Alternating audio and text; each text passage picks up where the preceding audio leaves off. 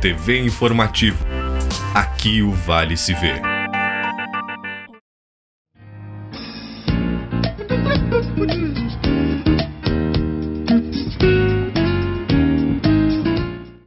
Olá, gente. Hoje o nosso programa tem o prazer de receber um amigo muito querido, um homem muito inteligente, muito capaz, uma pessoa daquelas que dá gosto de conversar, que é Saul Sastre. Ele é diretor de Administração e Finanças do DAER e veio até Lajeado com compromissos pelo DAER e também vai nos falar a respeito da sua responsabilidade como gestor público, da sua capacidade como gestor público e outra questão, o livro Poder e Atitudes, lançado há pouco tempo por ele e que mostra toda a sua capacidade e a sua simplicidade ao mesmo tempo. Saul, bacana te receber. E eu começo fazendo uma pergunta. Ser gestor público num estado que muitos dizem falido, como se dá isso? Bom, David, obrigado pela recepção, obrigado por estar aqui, obrigado pela oportunidade de poder divulgar meu trabalho, de poder divulgar meu novo livro, meu 8º livro, focando exatamente em atitudes. E a gente sempre diz que todo marinheiro ele é bom quando ele enfrenta as águas difíceis, né? Tu testa exatamente a habilidade do gestor quando realmente o cenário é bastante desafiador. Em cenários fáceis, qualquer um toca. E realmente estar à frente da administração e finanças do DAER, num cenário hoje do governo do estado, onde existia um parcelamento de salário e todo esse problema que está ocorrendo, realmente é bastante desafiador e ao mesmo tempo muito gratificante, né? Porque tu começa a construir, a trabalhar, a construir cenários, né? E o objetivo qual é? É deixar o DAER melhor do que a gente encontrou até o final do governo. O DAER passou por escândalos, caiu em descrédito com a opinião pública, as pessoas muitas vezes veem com maus olhos o DAER e têm dificuldade de entender qual é a responsabilidade do DAER no estado do Rio Grande do Sul.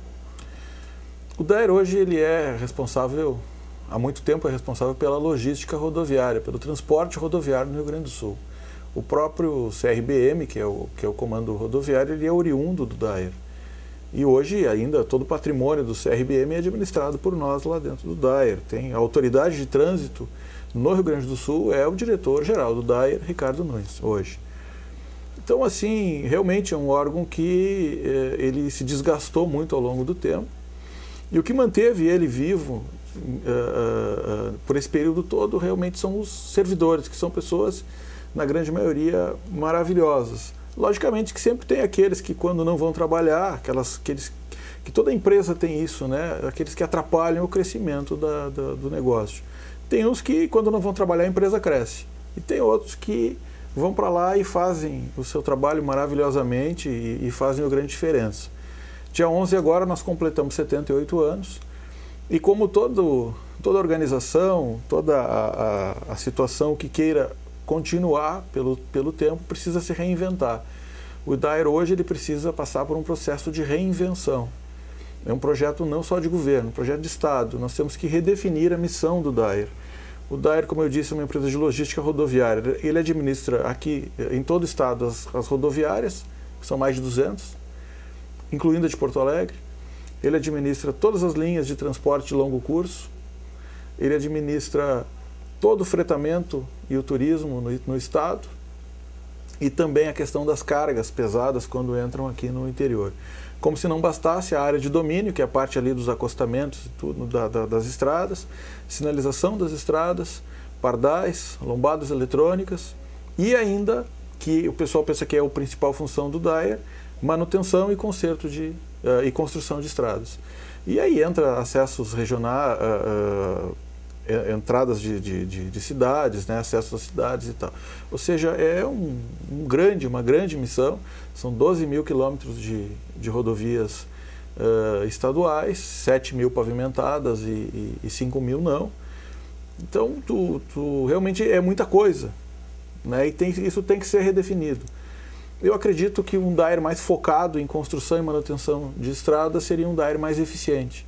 E a partir disso a gente começa a repensar todas as superintendências regionais, que são 17, são 1.450 servidores, o DAER é uma empresa enorme, né? E e muito bem gestada hoje, está muito bem administrada. O nosso secretário, Pedro Westphalen, ele tem feito muita coisa junto com a equipe da Secretaria de Transportes para ajudar a potencializar o DAER.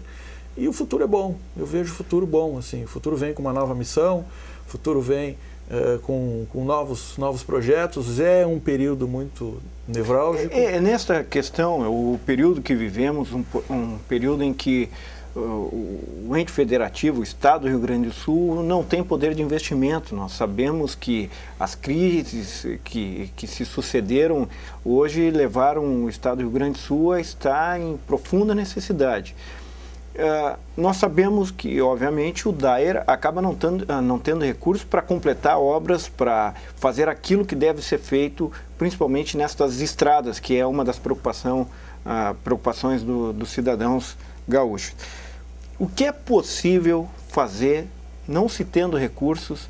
E eu sei que algumas coisas estratégicas tu não vais falar, porque faz parte de todo um projeto, uma construção tanto de gestão como política. Mas o que é possível compartilhar conosco para mudar esta realidade que se coloca? O Estado todo, e eu não falo só o Estado do Rio Grande do Sul, mas o Estado brasileiro, nós temos um problema muito grave de gestão. Então, em alguns momentos, literalmente se passa fome com dinheiro no bolso. Ou seja, tu conseguiria fazer mais com menos recursos, melhorando processos. Então, novos processos, inovação em processos, melhoria da liderança, com isso tu consegue resultados muito melhores para o Brasil. O DAER hoje está num processo, a gente tem, por exemplo, lá o plano de racionalização de custos. Então, vou adiantar aqui para vocês, nós dividimos o DAER em 11 contas, e essas 11 contas, então, energia, água, impressoras, superintendências regionais, economia de combustível, manutenção, fizemos todo um estudo do DAER em termos de contas. Para quê? Para transformar o DAER em uma empresa mais leve, menos pesada. Então, só na questão das impressoras, que é o primeiro projeto que nós estamos entregando, nós baixamos o custo cópia de 36 centavos para 2,5 centavos, que vai chegar no máximo a 4 centavos a cópia. Então, com isso a gente baixa 32, 33 centavos o custo cópia. Imagina 1.450, 1.500 pessoas imprimindo diariamente, a quantidade de impressão que não vai fazer e a quantidade de economia que vai se fazer. Bom, para o tamanho do DAER, é uma partezinha que está se economizando, mas tu busca isso junto à energia, buscar isso a todas as outras contas, tu consegue ter uma economia. Aliás, incomoda quando eu vejo até em debates políticos, em pessoas da imprensa dizendo isso é apenas uma gota no oceano, mas Madre Teresa de Calcutá dizia, né? Sem esta gota o oceano será menor.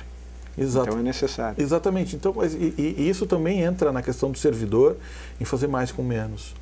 Então, a gente participando com melhorias de processos, onde tu racionaliza o tempo, racionaliza a mão de obra, trabalha com menor custo, tu acaba tendo melhor resultado no final.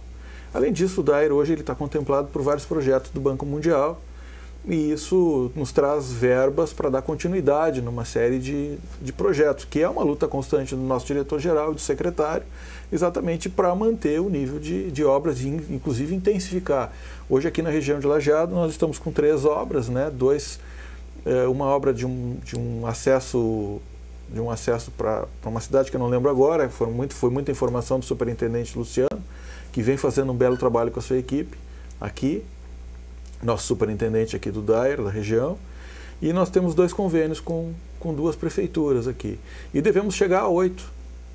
E se tudo der certo, nós podemos sim, né, se tudo der certo, pelos cálculos, inclusive pelo belo trabalho do nosso diretor de infraestrutura do DAER, podemos terminar com toda a parte de acesso às cidades e tal, que nós tanto precisamos aqui na região.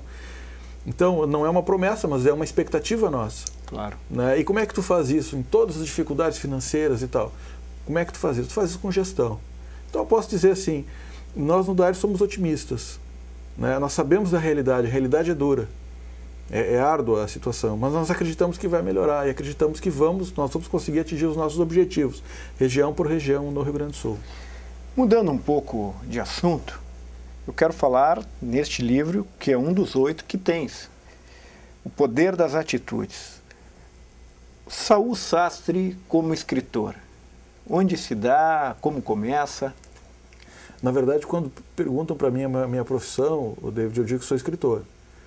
Então, assim, a vida acadêmica, né? Sou professor há 20 anos e o meu primeiro livro eu lancei em 95 e ele está agora, estou lançando a 4ª edição dele, que é Marketing para um Vereador Vitorioso. É um livro todo formado para política para vereador. E o ano que vem eu lanço junto ao Vergs a 5ª edição, juntamente com o trabalho de um advogado sobre a legislação da próxima eleição para vereador. E é uma coisa que me dá muito prazer, né? Então, realmente, eu tenho uma produção acadêmica bastante forte. Eu levo muito a sério a minha profissão de escritor. Eu tenho 4 livros na área técnica, entre planejamento, educação financeira, empreendedorismo, e tenho 4 livros de crônicas. E tenho participação em várias outras obras de amigos. Eu faço parte da Associação Gaúcha de Escritores aqui do estado. Já tive algumas crônicas premiadas nacionalmente. É uma situação que me dá muito prazer, né? E eu faço disso uma missão. E realmente, aliás, eu trouxe um livro. Esse livro é o meu livro deste semestre. Eu lancei 1º de junho, eu lancei na Faculdade Sezuca, em Cachoeirinha. Depois lancei na Livraria Cultura, em Porto Alegre. Estou lançando em algumas faculdades e universidades aqui do estado e vou estar na Feira do Livro de Porto Alegre, agora em novembro, com ele. E o que fala, assim, né? Hoje nós temos um nivelamento do conhecimento. O conhecimento, ele te credencia. Então, enquanto no passado ele te diferenciava, o título, eu sou engenheiro, eu sou administrador, eu sou advogado, eu sou médico, o título, ele te credencia para um determinado cargo. Mas ele não te diferencia mais. A experiência também não te diferencia mais, porque não adianta tu ter conhecimento e ter experiência e não querer fazer diferença. Então, o que credencia hoje as pessoas a novas oportunidades, ao crescimento, é o fato da atitude, que é a habilidade empreendedora, é o desenvolvimento da liderança, é a vontade de querer fazer diferente, é a proatividade, é o poder de inovação. Então, o poder das atitudes são crônicas exatamente falando desse assunto, né, sobre situações que nos diferenciam. E também muita filosofia sobre a questão do repensar a carreira, repensar a vida, seguindo muito o que a geração Y fala. A geração Y hoje é uma geração que não quer enriquecer. Claro. Ela quer viver bem, sabe? Ela quer viver com conforto, com toda uma qualidade de vida. É ao contrário da geração X, que é uma geração da década de 70 que briga muito por enriquecer, por ter as coisas. E a geração Y gosta de usufruir as boas coisas. E isso tem uma diferença muito grande que muda muito a relação, inclusive, do próprio mercado com as pessoas. Hoje é a era do compartilhamento. Bom, eu não quero uma casa na praia, mas eu quero comprar 30 dias de uma casa na praia. Né? Então a geração Y gosta desse, volta o time sharing, todas aquelas situações. Sim. Coisa que a geração X, não, eu quero uma casa na praia para mim, mesmo que fique parado lá 360 dias. Sendo assaltado e pagando impostos. Exatamente. Saul, eu vejo aqui o poder das atitudes, justamente essa ideia, né, de saber fazer. Também aqui se constitui, eu acho que até um 9º livro que nós podemos escrever junto vai ser um prazer, sobre resiliência. Excelente. Dentro desta questão do poder das atitudes e da resistência em um mundo tão complexo.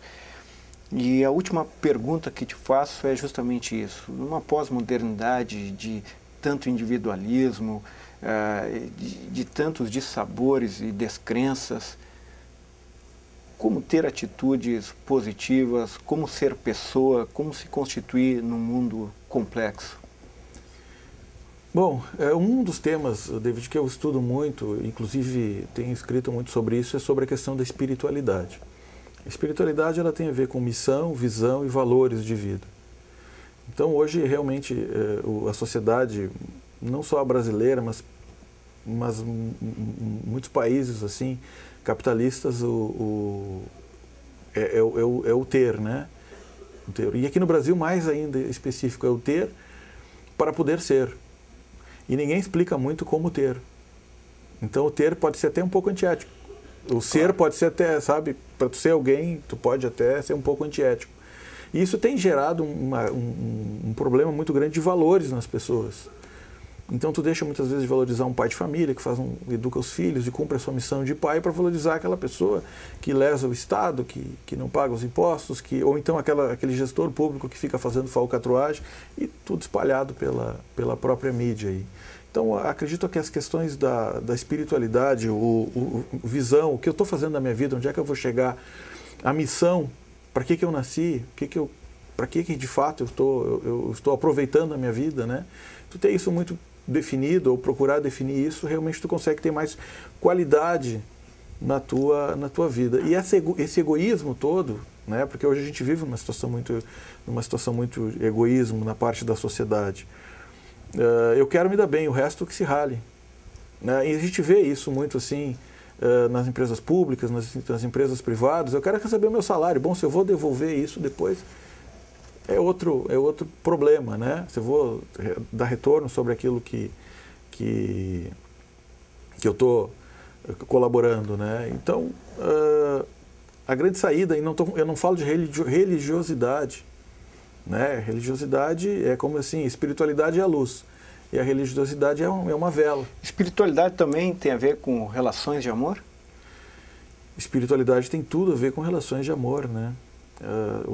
Tem uma crônica aí, né? Inclusive eu quero, gente, encerrar essa entrevista maravilhosa com o seu Sastre, onde numa das partes ele fala utilidade e valor. E ele vem falando desta questão, desse egoísmo, do gestor que basicamente é empoderado em si mesmo tal, e perde até a relação com os outros. E ele diz assim: é preciso entender e ter inteligência para manter as relações de amor. Este mesmo líder, imbatível e temido hoje, um dia ficará frágil, velho e perderá sua utilidade, e junto com ela irão também todos os amigos por interesse. Relações de amor é a essencialidade de vida.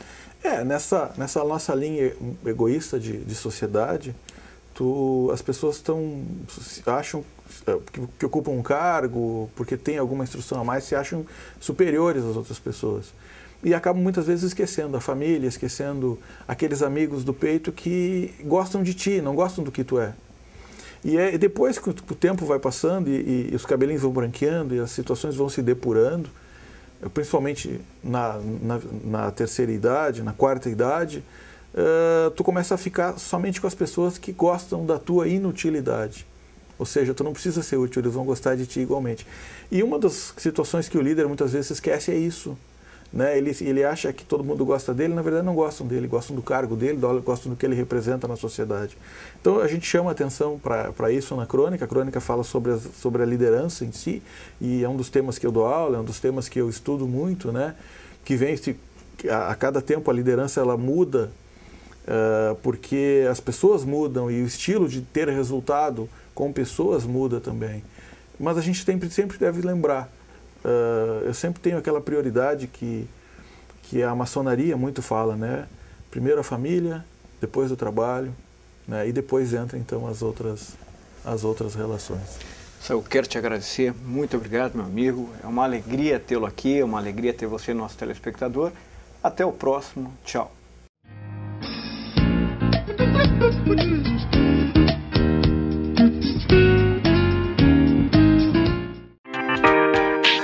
TV Informativo. Aqui o Vale se vê.